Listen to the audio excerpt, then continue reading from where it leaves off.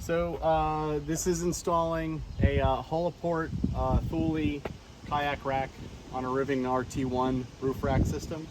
What I noticed is I wanted to use my old racks rather than buying new kayak racks from Rivian. But if you place these on here, first of all, the bolts aren't long enough to actually reach the bottom because the thickness of this roof rack is thicker than the standard Thule rack, or Thule rack, however people pronounce it. So on our original roof rack,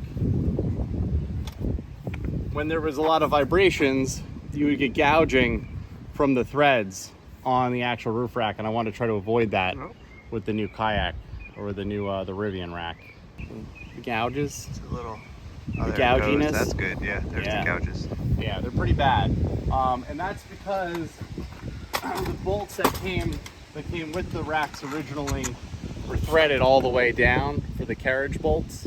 Oh yeah, that's a background. Oh, that's perfect. That's how you do it. You need a background. Okay. So I ordered from this website, Bellmetric, some metric ones. They're M6 by 80 coarse carriage bolts. They are metric. This is what they look like. They have just a shank that's unthreaded, and they're 80 millimeters long, so they're longer. And then what I did is I also ordered some straps. They're 18, I think these are the 18-inch long ones, or 12-inch long ones from Amazon. They came in a kit, and I also ordered 1/8 inch rubber as well. The rubber will protect the actual aluminum from getting scratched, and the straps will just hold it on in place. As you see here, I placed about 8 inches away from the tip of it, and then I put the Velcro strap around it. I cut them 9 inches long so that they're pretty much the exact length of it all the way around. If you overlap it, it won't be big enough to fit the rack on. So all you gotta do is drop your new bolts in after you've strapped on your chunk of rubber. Place it over,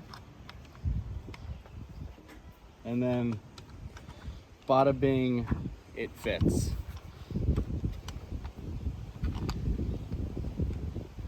So this way you don't have to buy all new racks if you